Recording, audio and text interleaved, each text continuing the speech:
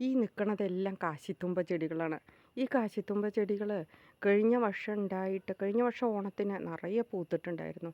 അതിൻ്റെ വിത്ത് വീണ് ഒരു വർഷക്കാലം കടന്നതിന് ശേഷം, എത്ര വെള്ളം നനച്ചാലും മുളയ്ക്കാതെ ഒരു വർഷം മൊത്തം കടന്നതിന് ശേഷം ഈ വർഷം ഓണാകുമ്പോഴേക്കും പൂക്കാൻ റെഡിയായിട്ട് നിൽക്കണ കാണുമ്പോൾ വല്ലാത്തൊരു കൗതുകം തോന്നുന്നു. നിറയെ ചെടികളാണ്.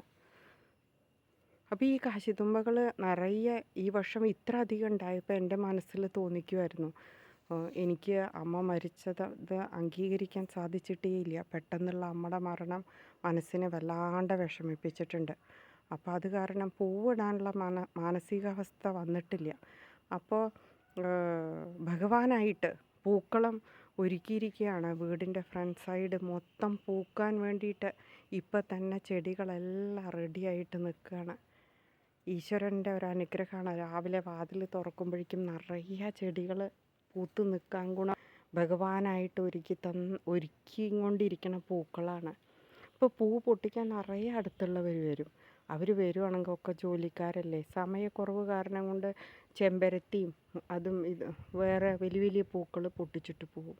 പക്ഷേ കാശിത്തുമ്പ പൊട്ടിക്കാൻ കുറച്ച് പ്രയാസമായ കാരണം ഓരോന്ന് പൊട്ടിച്ചെടുക്കാൻ കുറച്ച് പ്രയാസമായ കാരണം വലിയ പൂക്കളാണ് പൊട്ടിച്ച് വേഗം കൊണ്ടുപോവുക.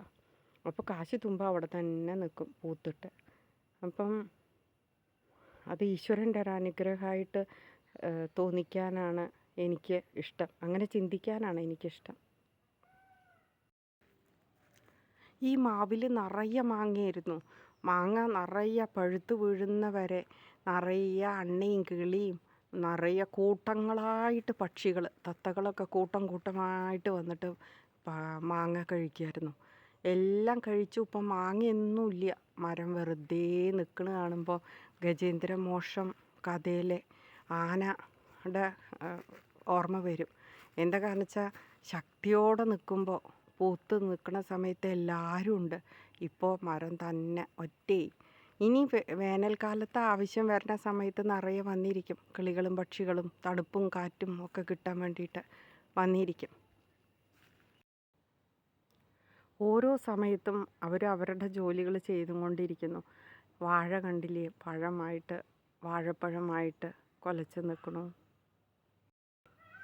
ചെറിയ ഒരു ഓമമരമാണ്, അതും പൂത്ത് കായയിട്ട് നിൽക്കണു.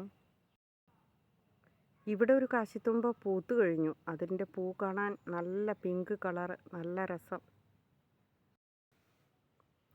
വിശക്കണ സമയത്ത് പ്രകൃതിയായിട്ട് തരുന്ന പഴങ്ങളും കായ്കളും, കുടിക്കാൻ വെള്ളം ദാഹിക്കുമ്പോൾ പ്രകൃതിയായി തരുന്ന അരുവികളും നമുക്ക് കൗതുകം തന്നെയാണ്. ഇപ്പോൾ ഈ പൂക്കളം കൂടി എനിക്ക് വല്ലാത്ത അത്ഭുതം തോന്നുന്നു. നമ്മളിടയ്ക്ക് ഇങ്ങനെ ഈ പ്രകൃതിനെ നോക്കിയിട്ട് സന്തോഷിക്കുക. നമുക്ക് എന്തൊക്കെ ഇതിൽ നിന്ന് മനസ്സിലാക്കാനുണ്ട്. അങ്ങനെയൊക്കെ നമ്മുടെ സന്തോഷത്തെ ചിന്തിച്ചെടുക്കുക. അല്ലാണ്ട് എല്ലാം ഒന്നും കണ്ടില്ല കേട്ടില്ല വിചാരിച്ചിട്ട് നടക്കരുത്.